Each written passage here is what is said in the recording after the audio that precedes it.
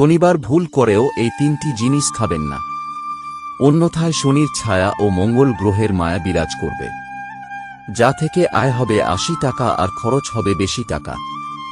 যে কোনো ভক্ত জানার আগেই মহাদেবকে মনে প্রাণে বিশ্বাস করে, তারা অবশ্যই ভিডিওটি লাইক করবেন এবং কমেন্টে হার হার মহাদেব লিখবেন।